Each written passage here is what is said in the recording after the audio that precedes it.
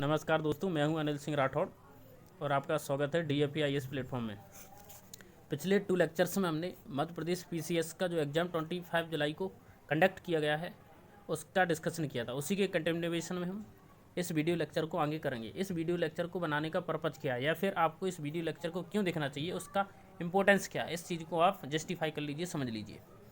इस question paper, इस analysis को देखने से आपको जो फ़ायदा मिलेगा वो ये कि आपको एक डायरेक्शन मिलेगा कि नेक्स्ट ईयर यानी कि जो 2021 का जो एग्ज़ाम होने वाला है और ये एग्ज़ाम आपका होगा नवंबर में। तो नवंबर के एग्ज़ाम के लिए यदि आपको प्रिपरेशन करना है तो वह प्रिपरेशन की जो डायरेक्शन है वो डायरेक्शन आपको इसी से मिलने वाली है।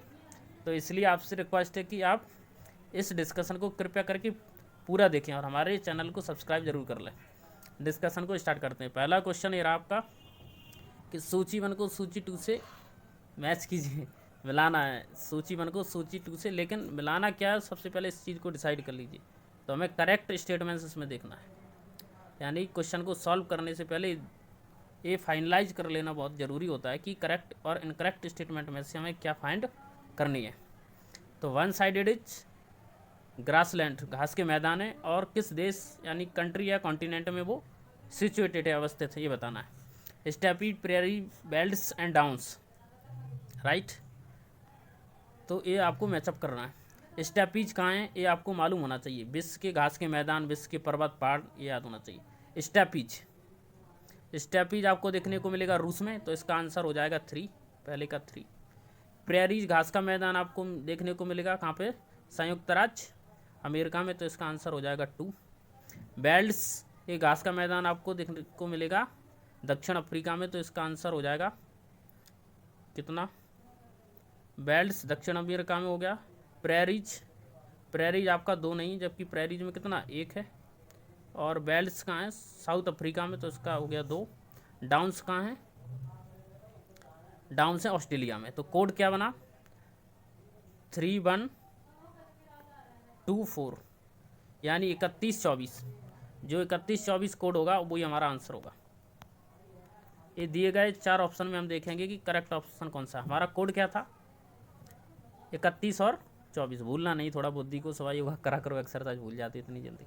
3124 हमारा कोड है, राइट। ये आपको याद होना चाहिए, राइट। चलते हैं अब अगले क्वेश्चन पर।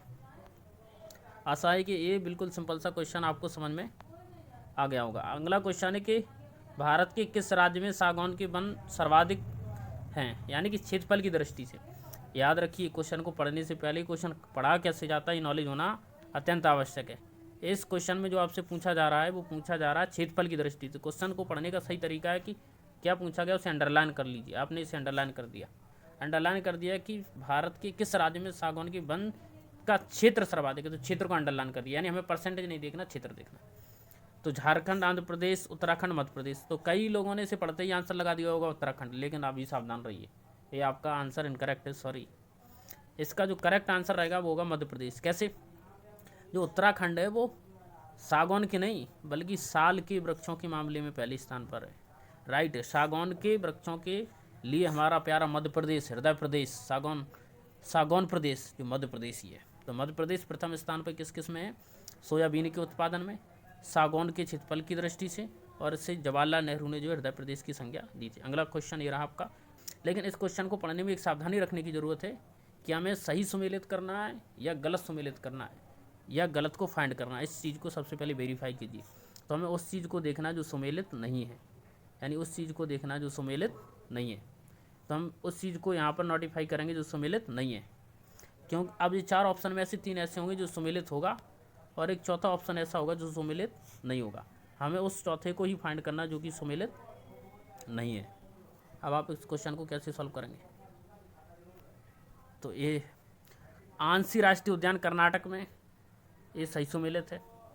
बाल उपक्रम राष्ट्रीय उद्यान मेघालय में, ये भी सही सुमेलित है। चंदोली राष्ट्रीय उद्यान आपका महाराष्ट्र में, कहाँ पे, महाराष्ट्र में। तो चांदोली राष्ट्रीय उद्यान महाराष्ट्र में, जबकि इसमें क्या लिखा गया, गुजरात। हेमिस राष्ट्रीय उद्यान जम्मू कश्मीर में। अब जम्मू कश्मीर 2 भागों में बट गया, एक लद्दाख, दूसरा जम्मू और कश्मीर, दोनों यूनियन टेरिटरी बन गए, संघ शासित प्रदेश बन गए। इसलिए जम्मू कश्मीर में पहले था हेमिस राष्ट्रीय उद्यान, अब कहाँ आ जाएगा, लद्दाख में।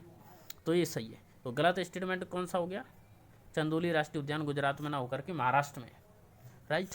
अब आप ये समझ लीजिए कि जो चंदोली राष्ट्रीय उद्यान है वो महाराष्ट्र में कहाँ है। भारत का आपने नक्शा देखा होगा कि ये भारत है, राइट। तो भारत के नक्शे के अंतर्गत ये जो एरिया आपको दिख रहा है इस साइड, इसे बोलते हैं प्रायद्वीपीय भारत। प्रायद्वीप का मतलब होता है जो तीन ओर से पानी से घिरा हो, एक ऐसा क्षेत्र, एक ऐसा स्थलखंड जो तीन ओर से पानी से घिरा हो, उसे प्रायद्वीप के नाम से जाना जाता है, पेनिनसुलर के नाम से जाना जाता है, राइट। तो प्रायद्वीपीय भारत में ये होता है पश्चिमी घाट, पश्चिम की ओर जो है वो है पश्चिमी घाट। पश्चिमी घाट को हिमाद्री पर्वत के नाम से जाना जाता है। इसी पश्चिमी घाट पर्वत में अवस्थित है चंदोली राष्ट्रीय उद्यान, यानी हिमाद्री पर्वतमाला की गोद में अवस्थित है चंदोली राष्ट्रीय उद्यान। पूर्व की ओर जो राष्ट्रीय उद्यान है, राइट, यानी कि पूर्व का जो घाट है उसे नाम से जाना जाता है महेंद्रगिरी। तो पश्चिमी घाट पर्वत को सह्याद्री पर्वत, पूर्वी घाट पर्वत को महेंद्रगिरी पर्वत के नाम से जाना जाता है, ये आपको मालूम होना चाहिए। अब अगला क्वेश्चन देखते हैं। अगला क्वेश्चन है कि भारतीय खनिज पदार्थों का भंडार किसे कहा जाता है। भारतीय खनिज पदार्थों का भंडार किसे कहा जाता है। छोटा नागपुर का पठार, बुंदेलखंड का पठार, मालवा का पठार, बघेलखंड का पठार। बताइए इसका करेक्ट आंसर क्या होगा। याद रखिए मध्य प्रदेश का नहीं पूछ रहा, कहाँ का पूछ रहा, भारत का। इसलिए क्वेश्चन को पढ़ते समय सावधानी बरतना बहुत जरूरी है। क्वेश्चन को अगर आपने अच्छे से नहीं पढ़ा तो इनकरेक्ट हो जाएगा, आता होगा क्वेश्चन भी। तो भारत का नहीं पूछ रहा है, किसका पूछ रहा है, सॉरी भारत का पूछ रहा है, मध्य प्रदेश का नहीं पूछ रहा है। किसका पूछ रहा है, भारत का पूछ रहा है, मध्य प्रदेश। इसलिए मध्य प्रदेश के जो भी ऑप्शन है वो गलत रहेंगे। क्यों, क्योंकि पूछ रहा भारतीय खनिज पदार्थों का भंडार किसे कहा था। बुंदेलखंड का पठार मध्य प्रदेश में, इसलिए इनकरेक्ट है। मालवा का पठार मध्य प्रदेश में, इनकरेक्ट है। बघेलखंड का पठार मध्य प्रदेश में, इनकरेक्ट है। सही आंसर हो जाएगा छोटा नागपुर का पठार। वैसे भी भारत की संपूर्ण खनिज संपदा का सर्वाधिक जो खनिज है वो छोटा नागपुर के पठार में। यहाँ पर कोयला, लोहा, स्टील जैसे खनिज पदार्थ आपको देखने को मिलेंगे। तो इसलिए ये फैक्ट आपको मालूम होना चाहिए, और कॉमन सेंस से आप कर सकते थे कि भारत का पूछ रहा मध्य प्रदेश का नहीं। अगला क्वेश्चन ये रहा आपका स्टेटमेंट वाला क्वेश्चन है। इस क्वेश्चन को पढ़ते समय आपको थोड़ी सावधानी रखना है। कैसे, कथन दिया रहता है और उसमें कारण दिया रहता है। कथन यानी स्टेटमेंट या असर्शन, और दूसरा उसका रीजन दिया रहता है। तो इन दोनों को सॉल्व करते समय कथन और कारण के बीच में क्योंकि लगा दें। कौन सा शब्द लगा दें, क्योंकि। इंग्लिश में बिकॉज शब्द लगा दें। बिकॉज लगाने से इन दोनों सेंटेंस अब अपने आप में कनेक्ट हो गए, जुड़ गए, राइट। जब ये आपस में जुड़ गए, राइट, तो हम इस क्वेश्चन को पढ़ेंगे। कथन क्या है, पंजाब, हरियाणा और उत्तर प्रदेश भारत के प्रमुख गेहूं उत्पादक राज्य। किसके उत्पादन की बात हो रही है, गेहूं के उत्पादन की बात हो रही है। 3 राज्य हैं, उत्तर भारत के राज्य हैं, पंजाब, हरियाणा और उत्तर प्रदेश, जहाँ पर कि गेहूं और गन्ने का उत्पादन सर्वाधिक देखने को मिलता है, राइट। अब देखिए कथन के बाद इसका कारण है। कारण क्या है कि क्वेश्चन ये पूछ रहा है कि पंजाब, हरियाणा, उत्तर प्रदेश भारत के प्रमुख गेहूं उत्पादक राज्य हैं, क्यों हैं। क्वेश्चन को कैसे सॉल्व करोगे, क्यों है, यानी कि आपको क्यों के बीच में लगाना होगा। यानी आप कहोगे पंजाब, हरियाणा, उत्तर प्रदेश भारत के प्रमुख गेहूं उत्पादक राज्य हैं क्योंकि पंजाब, हरियाणा, उत्तर प्रदेश में सुअपवाहित उर्वर भूमि है, यानी यहाँ की भूमि जो फर्टिलाइज है, उर्वर है, यानी अच्छी पैदावार होती है इस भूमि में, इस जमीन में। शीतकाल में यहाँ पर 10 से 15 डिग्री टेम्परेचर देखने को मिलता है, ठीक है। टेम्परेचर तो देखने को मिलेगा ही 10 से 15 डिग्री, क्योंकि कर्क रेखा जो भारत के मध्य से होकर गुजरती है, तो टेम्परेचर तो पूरे भारत में ही आपको ऑलमोस्ट देखने को मिलता है। जैसे उत्तरी छोर जम्मू कश्मीर पर चले जाते हैं, हिमाचल प्रदेश, तो वहाँ पे टेम्परेचर कम होता है। लगभग 75 सेंटीमीटर औसत वर्षा मानी जाती है, जो कि गेहूँ जैसी फसलों के लिए, धान जैसी फसलों के लिए पर्याप्त मानी जाती है। 75 सेंटीमीटर औसत वर्षा गेहूँ के उत्पादन के लिए आवश्यक है।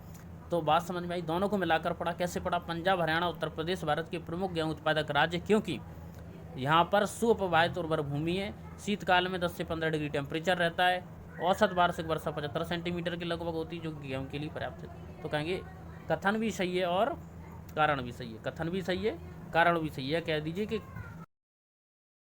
अगला क्वेश्चन है आपका, पद्मश्री भूरीबाई किसके लिए प्रसिद्ध हैं, राइट।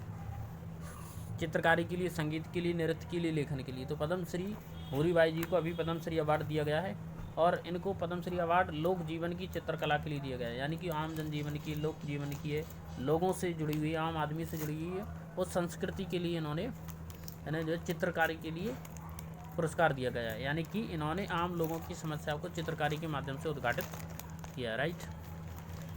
अब अगला क्वेश्चन ये रहा है आपका, यही क्वेश्चन है, 32 क्वेश्चन है। कैलाश सत्यार्थी का जन्म मध्य प्रदेश के किस जिले में हुआ था, ये आपको बताना है, राइट।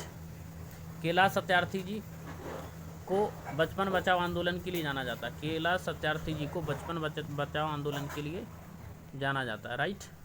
इन्होंने बचपन बचाओ आंदोलन में लाखों जो बच्चे हैं उन बच्चों को विद्यार्थी बनाया, यानी उन्हें शिक्षा का अवसर प्रदान किया, उन्हें शिक्षित किया, और जो खतरनाक कारखाने खदान हैं उनमें से निकाला, जो कि उनकी बाल अवस्था सुकुमार अवस्था का वहाँ पर क्षरण हो रहा है, उससे उन्होंने बचाया। ये कई एग्जामों में क्वेश्चन आ गया, ये रटा होना चाहिए। तो बचपन बचाओ आंदोलन से जुड़े व्यक्ति विदिशा के रहने वाले आपके कैलाश सत्यार्थी जी कहाँ के, विदिशा के रहने वाले, बचपन जो बचाओ आंदोलन से जुड़े हैं, और उन्हें पाकिस्तान की मलाला यूसुफजई के साथ शांति के क्षेत्र में नोबेल पुरस्कार दिया गया था, राइट। अब आगे चलते हैं, क्वेश्चन नंबर 32। क्वेश्चन नंबर 32 एक तरीके से कह सकते हैं कि आउट क्वेश्चन था, इतना इंपॉर्टेंट डेवलपमेंट हुआ था टेक्नोलॉजी के क्षेत्र में, तो ये क्वेश्चन तो आना ही था। 750 मेगावाट का solar power plant Madhya Pradesh के किस जिले में है, सतना, रीवा, मंडला, और एक ऑप्शन है और है आपका नीमच, राइट। तो बताइए इसका सही आंसर क्या हो सकता है। सही आंसर इसका है रीवा, ये आंसर आपको रटा होना चाहिए। 750 मेगावाट क्षमता का मध्य प्रदेश का सबसे बड़ा पावर प्लांट रीवा में लगाया गया, जिसका उद्घाटन प्रधानमंत्री जी ने किया था, राइट। अगला क्वेश्चन है, चौथा क्वेश्चन, मिजोरम में स्थित फाबंग पुई राष्ट्रीय उद्यान को किस अन्य नाम से जाना जाता है। तो ये मिजोरम का राष्ट्रीय उद्यान है जिसका नाम है फाबंग राष्ट्रीय उद्यान। एक नया क्वेश्चन है, फैक्चुअल क्वेश्चन है, इसमें कंसेप्ट कुछ नहीं, आपको सीधा रटा होना चाहिए, या अब ये दूसरे को एग्जाम में भी आ सकता है इसलिए, या फिर मैचिंग में आ सकता है, ये क्वेश्चन जोड़ी बनाने के लिए आ सकता है, आपके पास कौन सा है कौन सा नहीं कथन के रूप में आ सकता है, इसलिए आप इसे यहाँ पे याद कर लेंगे। फाबंग पुई राष्ट्रीय उद्यान मिजोरम में है और इसे पीला पर्वत उद्यान के नाम से जाना जाता है। अगला क्वेश्चन ये है आपका, फरवरी 2021 में प्रधानमंत्री द्वारा किस शताब्दी समारोह का प्रारंभ किया गया। अब आप इसको कंसेप्चुअली समझिए कि आप कैसे आंसर तक पहुंचेंगे। अब जलियांवाला बाग नरसंहार कब हुआ था, 1919 में, तो इसका शताब्दी का मतलब होता है 100 साल, तो इसके 2019 में 100 साल होगा, इसका मतलब जलियांवाला बाग क्वेश्चन हो नहीं सकता। असहयोग आंदोलन हुआ था 1900 कब हुआ था, 1900 अभी 2021 चल रहा है, 1922 में, 1921 1922 में असहयोग आंदोलन हुआ था, राइट। तो असहयोग आंदोलन का शताब्दी समारोह हो सकता है ये आंसर। चंपारण सत्याग्रह हुआ था 1917 में, तो आंसर ये नहीं हो सकता। अब चोरा चोरी को अगर आप देखोगे तो चोरा चोरी आपका हुआ था 5 फरवरी 1922 में, तो इसका जो करेक्ट आंसर रहेगा वो रहेगा आपका चोरा चोरी शताब्दी समारोह, राइट। तो चोरा किसका शताब्दी समारोह मनाया जाएगा, चोरा चोरी का। ये क्वेश्चन कॉमन सेंस से हल करना था आपको, राइट। अब आगे चलते हैं, आगे ये रहा क्वेश्चन, ये भी कॉमन सेंस का क्वेश्चन है, इसमें आपको 3 स्टेटमेंट देखने को मिलेंगे। पहला, भारत के निर्वाचन आयोग के मुख्य निर्वाचन आयुक्त को उच्चतम न्यायालय के न्यायाधीशों के समान वेतन दिया जाता है, यानी कि सर्वोच्च मुख्य निर्वाचन आयुक्त है उसका वेतन सर्वोच्च न्यायालय के न्यायाधीश के बराबर होगा। ये आपको पता है या नहीं पता कोई दिक्कत नहीं, इसे पता होने की ज़रूरत भी नहीं है, लेकिन ये तो पता होगा कि निर्वाचन आयोग का जो कार्यकाल है वो 6 वर्ष या 65 वर्ष है, ये तो पता ही होगा, पता होना चाहिए। अगर नहीं पता तो फिर पढ़ के आ रहे हो, ये बताइए, राइट। अगला जो स्टेटमेंट है तीसरा, उस पर आपको ध्यान देने की ज़रूरत है, इसलिए इसे जूम किया जा रहा है। ध्यान क्या देना है इस पर, ध्यान ये देना है, चुनाव आयुक्त किसी भी समय मुख्य चुनाव आयुक्त को संबोधित कर स्वहस्ताक्षर करें, यानी अपने हस्ताक्षर करके इस्तीफा दे सकता है। क्या ऐसा है, याद रखिए, क्वेश्चन को ध्यान से पढ़िए। एक निर्वाचन आयुक्त है जो अपना इस्तीफा किसे दे रहा है, मुख्य निर्वाचन आयुक्त को। बताइए नियुक्ति कौन करता है निर्वाचन आयुक्त की, चाहे मुख्य हो चाहे अन्य निर्वाचन आयुक्त हो, नियुक्ति राष्ट्रपति करता है, तो जो नियुक्ति करता है इस्तीफा भी उसे ही देंगे, कॉमन सेंस की बात है। तो चाहे मुख्य निर्वाचन आयुक्त हो चाहे अन्य निर्वाचन आयुक्त हो, इस्तीफा किसे देंगे, तो इस्तीफा तो राष्ट्रपति को ही देंगे। तो इनकरेक्ट स्टेटमेंट है, आपको नहीं पता कौन सा स्टेटमेंट करेक्ट है, लेकिन आपको ये जरूर पता कि स्टेटमेंट 3 इनकरेक्ट है, राइट। अब आप किससे एलिमिनेट करेंगे उस मेथड को समझिए, यूपीएससी का मेथड है एलिमिनेशन मेथड। अब आपने देखा था कि जो ऑप्शन है उनमें से 3 हमारा इनकरेक्ट है, तो 3 इनकरेक्ट वाले सारे ऑप्शन हम हटा देंगे। 3 इसमें हट गया, 3 इसमें हट गया, 3 इसमें हट गया। आपको नहीं पता कौन सा करेक्ट स्टेटमेंट है, लेकिन फिर भी आप करेक्ट स्टेटमेंट तक पहुँच गए बिना बताए, क्योंकि आपने एलिमिनेशन मेथड का यूज किया। तो आज का जो एग्ज़ाम है वो स्मार्ट तरीके से दिए जाने वाला एग्ज़ाम है। भारतीय संविधान की 7वीं अनुसूची में किस सूची एवं प्रविष्टि के अंतर्गत राज्य के विधानमंडल का जिक्र किया गया? अंडरलाइन करने वाली जो चीज़ है वो है राज्य का विधानमंडल, राइट। अब आपको पता होगा कि भारतीय संविधान की 7वीं अनुसूची में 3 सूचियाँ, संघ सूची, राज्य सूची, संवर्ती सूची। संघ सूची पहली, दूसरी राज्य सूची, तीसरी संवर्ती सूची। इसका मतलब जिसमें चूंकि यहाँ किसके बारे में जिक्र है, राज्य के विधानमंडल के बारे में, इसका मतलब संघीय सूची यानी कि शेड्यूल फर्स्ट, संघीय सूची यानी लिस्ट पहली, लिस्ट फर्स्ट, और संवर्ती सूची लिस्ट थर्ड, यानी संघीय सूची लिस्ट फर्स्ट, यूनियन लिस्ट और कनकरेंट लिस्ट यानी थर्ड वाले ऑप्शन गलत हो जाएंगे। तो डी ऑप्शन गलत हो गया, क्योंकि डी का मतलब तीसरी अनुसूची, तीसरी अनुसूची तो किससे संबंधित है? संवर्ती सूची से, और पहली संघ सूची से संबंधित है, जबकि इसमें बात किसकी है? राज्य की, यानी राज्य के विधानमंडल की। बी या सी में से एक होगा। अब आपको नहीं पता कि बी और सी में से एक है, तो अगर आप दोनों में से कोई भी आंसर लगा देंगे तो 50% सही होने की संभावना है। अभी तक तो आपकी एक भी संभावना नहीं थी, लेकिन 50% सही होने की संभावना में, ये बड़ी बात है अपने आप में।